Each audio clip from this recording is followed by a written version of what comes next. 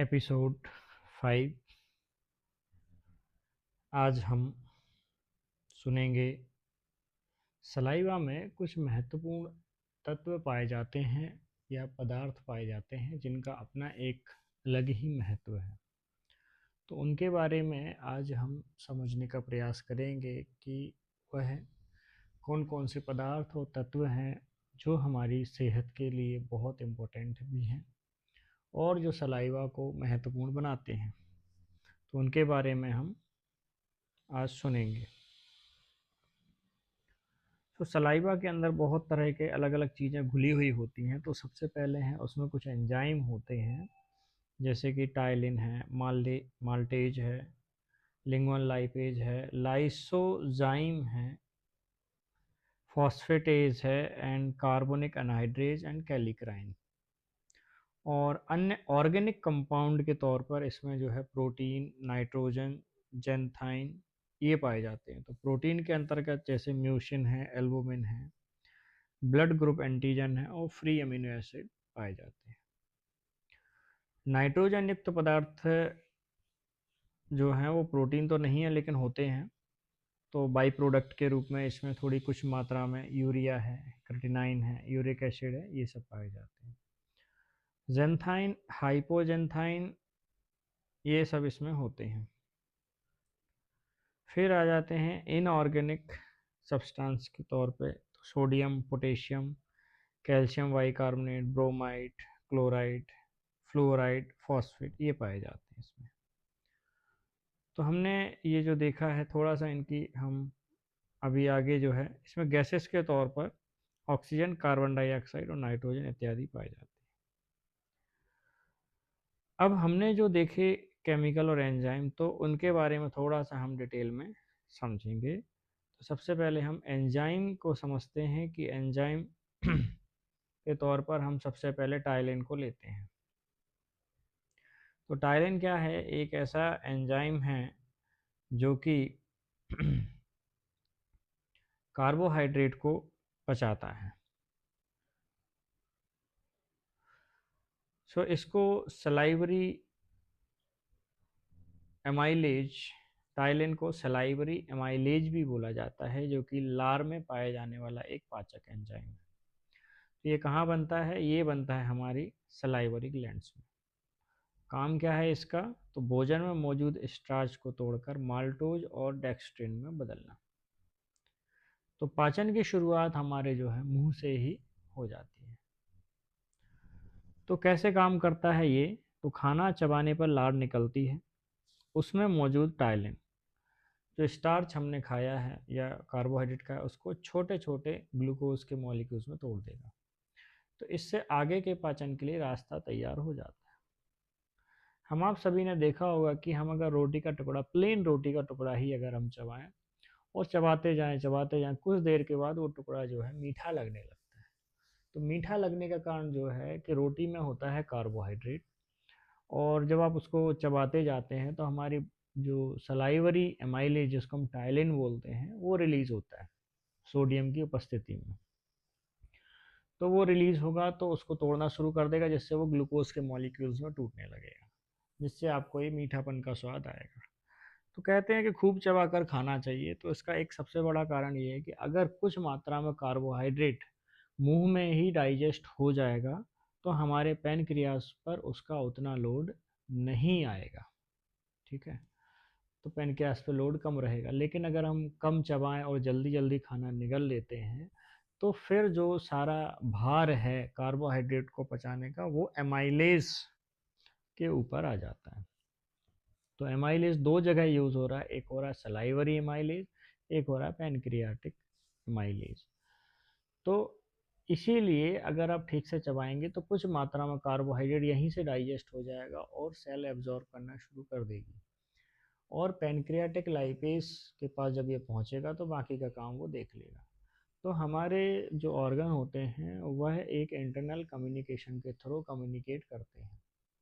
तो अगर हम पूरे मन से जब हम खाना खाते हैं शांति के साथ, तो सारे एंजाइम टाइम टू टाइम निकलते हैं, जिससे पाचन क्रिया एक सुव्यवस्थित ढंग से चलती है।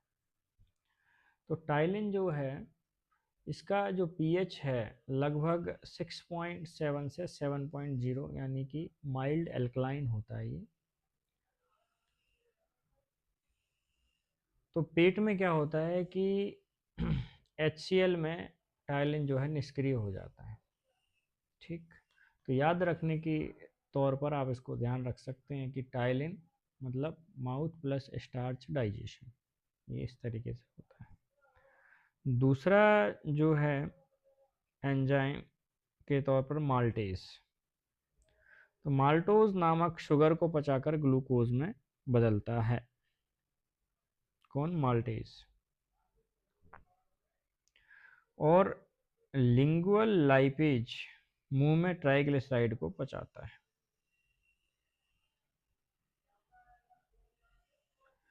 तो थोड़ा माल्टेज के बारे में हम डिटेल में देखते हैं कि माल्टेज एक तरह का पाचक एंजाइम है। ये मोस्टली कहाँ बनता है? ये छोटी आंत की ब्रश बॉर्डर कोशिकाओं में बनता है। क्या काम करता है ये? माल्टेज माल्टोज नाम की जो शुगर है उसको तोड़कर ग्लूकोज में बदलता है। तो पाचन का कौन सा चरण होता है? ये कार्बोहाइड्रेट पाचन का अंतिम चरण होता है। तो माल्टोज की जो क्रिया होगी वो ग्लूकोज प्लस ग्लूकोज। तो इसका पीएच लगभग 6 से 7 होता है। तो छोटी आंत का वातावरण इसके लिए सबसे उपयुक्त होता है।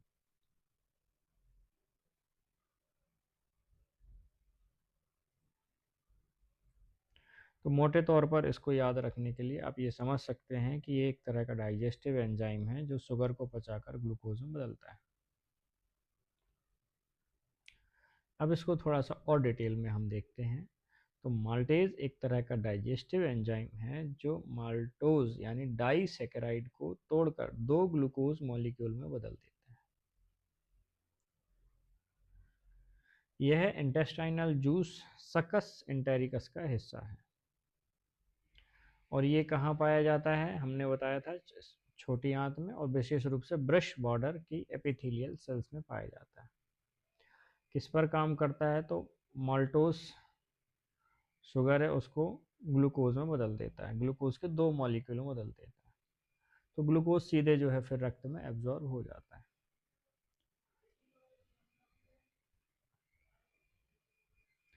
सो टाइलिन सलाइवरी अमाइलेज ये क्या करता है? स्टार्च को माल्टोज में बदल देगा। पैनक्रियाटिक अमाइलेज भी स्टार्च को तोड़ देता है माल्टोज में।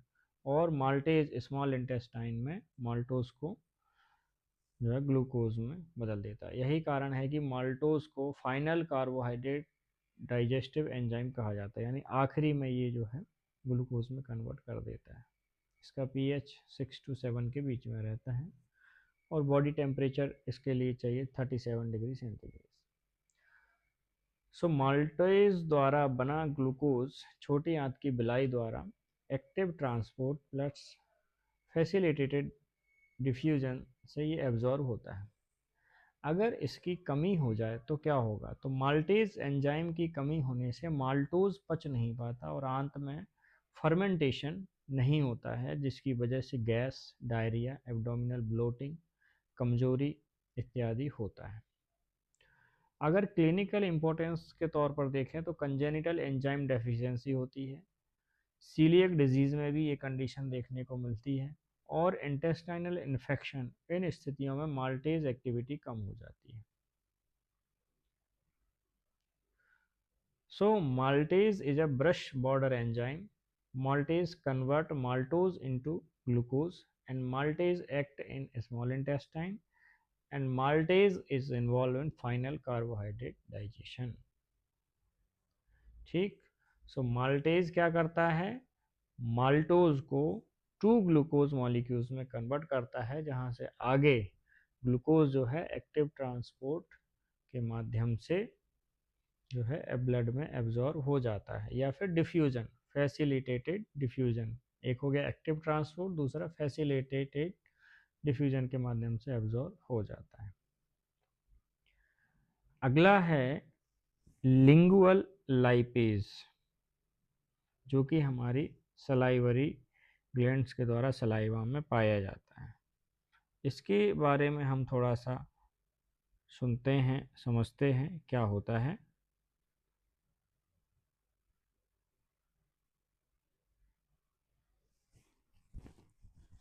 सो लिंगुअल लाइपेज क्या होता है, ये भी मुंह में कुछ ट्राइग्लिसराइड को कुछ मात्रा में ये पचाता है। ठीक। सो लिंगुअल लाइपेज एक फैट डाइजेस्टिव एंजाइम है जो ट्राइग्लिसराइड को तोड़कर फैटी एसिड प्लस डाइग्लिसराइड यानी कि दो ग्लिसराइड के मॉलिक्यूल को बनाता है। सो ये कहाँ से सीक्रेशन होता है, तो जीव की वॉन एवनर्स ग्लैंड होती हैं, वहाँ से ये स्रावित होता है। और लार के साथ सीक्रेटेड तो ये होता ही है। कहाँ कार्य करता है, तो मुख्य रूप से स्टमक। और जब मुंह में सीक्रेशन होता है लेकिन पेट के अम्लीय वातावरण में ज़्यादा सक्रिय होता है। किस पर कार्य करता है, तो ये ट्राइग्लिसराइड पर काम करता है। एंजाइम क्या कहलाता है, लिंगुअल लाइपेज। और आगे क्या बनाता है, फैटी एसिड एंड डाइग्लिसराइड। तो विशेष रूप से short chain plus medium chain fatty acid पर ये प्रभावी तौर पर काम करता है। पीएच इसके लिए जो काम करने के लिए पीएच चाहिए वो थोड़ा एसिडिक पीएच रहे तो अच्छा है। 4 to 6 एसिडिक पीएच इसका होता है, यही कारण है कि यह पेट में यह अच्छी तरह काम करता है। सो इसकी पाचन में क्या भूमिका है, तो रोल इन फैट डाइजेशन। तो फैट डाइजेशन की प्रक्रिया के तौर पर अगर देखें तो ये लिंगुअल लाइपेज फैट डाइजेशन की शुरुआत करता है।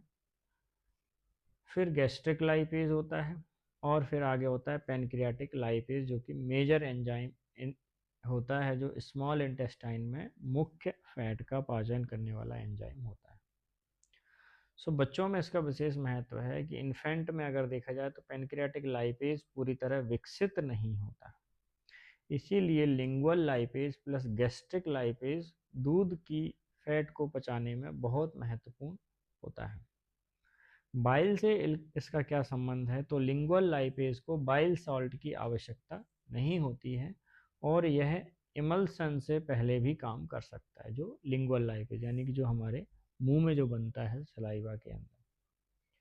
क्लिनिकल इंपॉर्टेंस के तौर पर अगर देखें तो पैनक्रियाटिक इनसफिशिएंसी में लिंगुअल लाइपेज फैट डाइजेशन में मदद करता है। अगर किसी का पेट में पैनक्रियाटिक लाइपेज नहीं बन रहा है और उस व्यक्ति की सलाइवा अगर अच्छे से बनती है और वो चबाकर खाता है तो उस व्यक्ति का फैट का डाइजेशन लिंगुअल लाइपेज के माध्यम से होगा और जो काफ़ी हेल्प करेगा। प्री मैच्योर बेबी के लिए बहुत ज़रूरी है।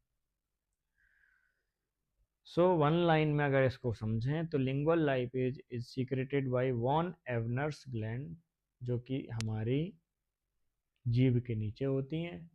फिर act mainly in stomach, release तो यहाँ होता है पर मोस्टली ये एक्ट करता है कहाँ पर, आपके स्टमक में। फिर work best in acidic pH, तो एसिडिक पीएच में अच्छा काम करेगा। फिर important in infant fat digestion, क्योंकि बच्चों में पैनक्रियाटिक लाइपेज उतना अच्छा काम नहीं करता है जब वो इन्फेंट होते हैं, तो उसके लिए ये बहुत इंपॉर्टेंट है।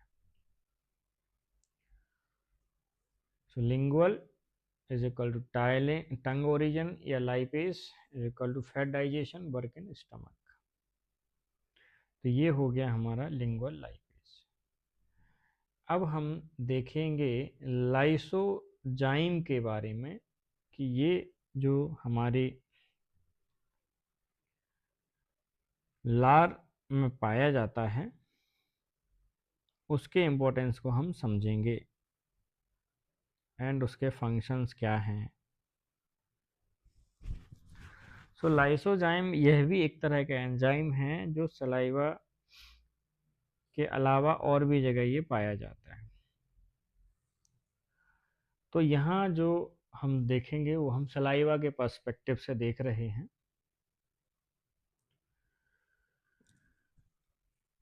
सो लाइसोजाइम सलाइवा में पाए जाने वाला एक एंटीबैक्टीरियल एंजाइम है जो मुंह को इन्फेक्शन से बचाने में मदद करता है।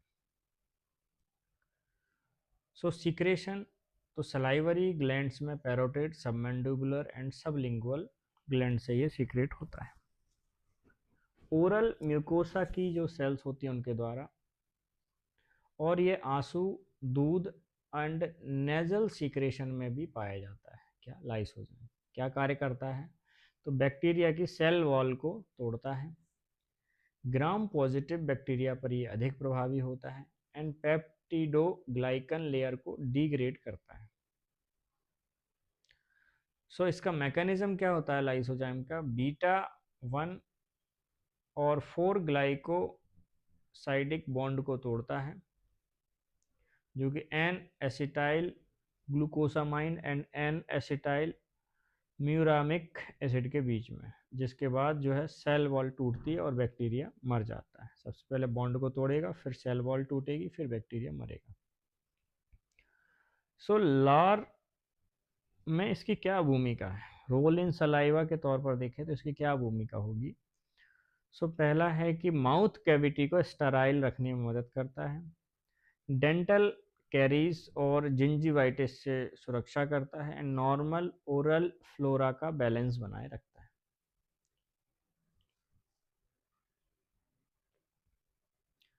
इसको काम करने के लिए इसका पीएच जो है 6.5 से 7.5 होना चाहिए एंड टेम्परेचर के तौर पर अगर देखें तो बॉडी टेम्परेचर 37 डिग्री सेंटीग्रेड पर ये अपना फंक्शन प्रॉपर करेगा।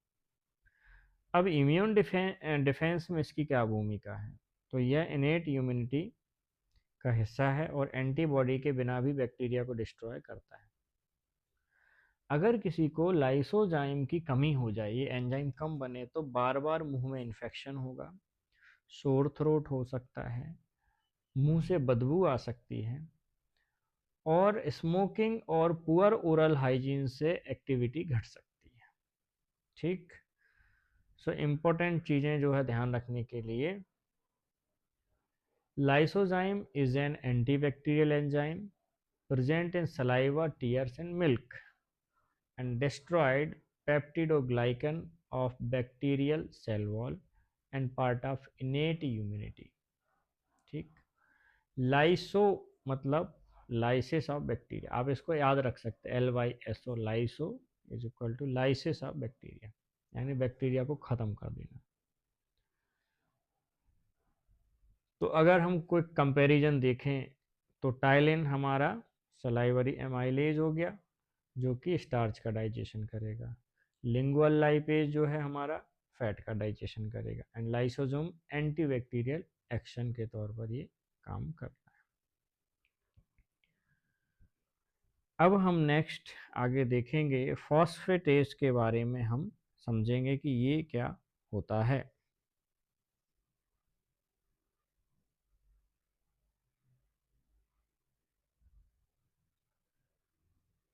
सो फॉस्फेटेज ये फॉस्फोरिक एसिड के फॉस्फेट कंपाउंड को तोड़ने की प्रक्रिया को उकसाता है। कार्बोहाइड्रेट, न्यूक्लियोटाइड्स एवं फॉस्फोलिपिड के एब्जॉर्प्शन यानी अवशोषण एवं उनके मेटाबॉलिज्म में इसकी महत्वपूर्ण भूमिका है, एवं यह हड्डी में कैल्शियम बढ़ाने के लिए अति आवश्यक है। फॉस्फेट दो प्रकार की होती है, एसिड फॉस्फेटेस एवं एल्कलीन फॉस्फेटेस। तो इसको ALP एंड ACP बोला जाता है। एक एल्कलाइन फॉस्फेटेस, दूसरी होती है एसिड फॉस्फेटेस। कहाँ से निकलती है ये? तो एक तो सलाइवरी ग्लैंड से, दूसरी ओरल एपिथेलियल सेल से, तीसरी जिंजीवा यानी मसूड़ों के टिश्यू से। तो हमने इसका देखा कि क्या काम करते हैं ये। फॉस्फेट एस्टर बॉन्ड को तोड़ती है, जिससे ओरल कैविटी में कैल्शियम फॉस्फेट बैलेंस बनाए रखती है, जिसकी वजह से टूथ मिनरलाइजेशन इनेमल मेंटेनेंस में सहायता करती है। ओरल टिश्यू मेटाबॉलिज्म में इसकी भूमिका होती है। सो मैकेनिज्म के तौर पर अगर देखें तो organic phosphatase compound plus H2O, सो आगे ये phosphatase alcohol plus inorganic phosphate. तो इसके लिए ऑप्टिमल पीएच क्या होना चाहिए? तो एल्कलाइन फॉस्फेटेस का पीएच 8 से 10 एंड एसिड फॉस्फेटेस का पीएच 4 से 6 होता है। सो ओरल हेल्थ में इसका जो महत्व है वो है टूथ एनिमल की रीमिनरलाइजेशन में मदद करना। दूसरा है कि डेंटल प्लेक फॉर्मेशन के रेगुलेशन में भूमिका निभाना। तीसरा, हीलिंग और टिश्यू टर्नओवर में सहायता करना। क्लिनिकल इंपॉर्टेंस के तौर पर अगर हम देखें तो जिंजीवाइटिस यानी मसूड़ों में सूजन या पीरियडोनाइटिस में सलाइवरी फॉस्फेटेस का स्तर बढ़ सकता है। ओरल इन्फेक्शन और टिश्यू डैमेज का इंडिकेटर है एंड डायग्नोस्टिक मार्कर के रूप में डेंटल स्टडीज में ये उपयोग होता है। सो वन लाइनर अगर इसको हम समझें तो phosphatase is a hydrolytic enzyme present in saliva, help in phosphate metabolism and related to oral tissue health. Memory trick के तौर पे फॉस्फेटेज इज इक्वल टू, आप इसको समझें, फॉस्फेट मतलब फॉस्फेट हटाने वाला enzyme. So quick revision, ptyalin starch digestion, lysozyme antibacterial, lingual lipase fat digestion and phosphatase phosphate metabolism. अब हमारा अगला केमिकल है carbonic anhydrase.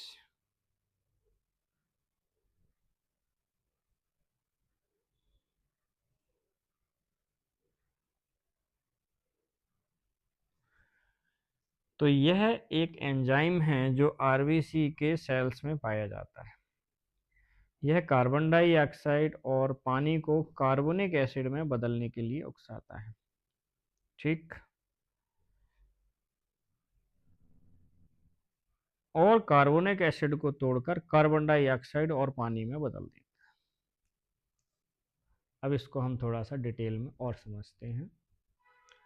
So carbonic anhydrase, जिसको CA भी बोला जाता है, एक एंजाइम है जो कार्बन डाइऑक्साइड CO2 और पानी H2O के बीच तेजी से रिवर्सिबल रिएक्शन कराता है। कैसे? जैसे CO2 plus H2O is equal to क्या बनेगा, अगर कार्बन डाइऑक्साइड और पानी मिलेगा तो H2CO3, जिसे हम क्या बोलते हैं, कार्बोनिक एसिड बोलते हैं। ठीक, तो जब ये कार्बोनिक एनहाइड्रेज एंजाइम की उपस्थिति में क्या होगा, कार्बोनिक एसिड को ये H plus ion plus bicarbonate में तोड़ देगा। तो ये कहाँ पाया जाता है, तो देखा जाए तो मुख्य रूप से सलाइवरी ग्लैंड्स और सलाइवा, आरबीसी और किडनी के अंदर रीनल ट्यूब्यूल्स में ये मौजूद होता है, और हमारी पेट की पैराइटल सेल्स में, ब्रेन और लंग्स में भी ये पाया जाता है। तो रोल क्या है, तो सलाइवा में बाइकार्बोनेट बनाता है। अगर हमारी बॉडी में बाइकार्बोनेट नहीं बनेगा, HCO3 अगर नहीं बनेगा, तो हमारी बॉडी का pH जो है वो एसिडिक रहेगा। तो HCO3 क्या है, एक तरह का बफर का काम करता है, जो कि हमारी बॉडी के pH बैलेंस बनाने में हेल्प करता है।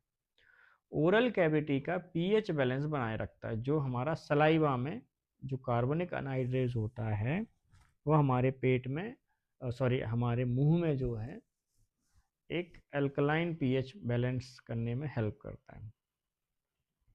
सो ओरल कैविटी का pH बैलेंस बनाए रखता है। एसिडिक फूड और बैक्टीरिया से बनने वाले एसिड को ये न्यूट्रलाइज करता है और डेंटल कैरीज से प्रोटेक्शन करता है। ठीक, इसका मैकेनिज्म आप एक बार और समझ लीजिए। तो CO2 को पानी के साथ मिलाकर क्या बनाएगा, कार्बोनिक एसिड। फिर कार्बोनिक एसिड आगे जाके हाइड्रोजन आयन प्लस बाइकार्बोनेट, फिर बाइकार्बोनेट सलाइवा का बफर सिस्टम बनाता है। तो इसके और भी आइसो एंजाइम हैं, यानी इसके और भी प्रकार हैं, जैसे CA first and CA second and CA 6।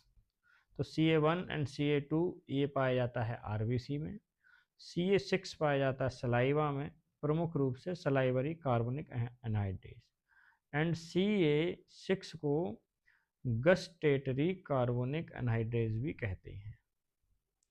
सो इसके लिए न्यूट्रल pH अगर है 7 उसके आसपास रहे तो काम करने के लिए बहुत अच्छा है।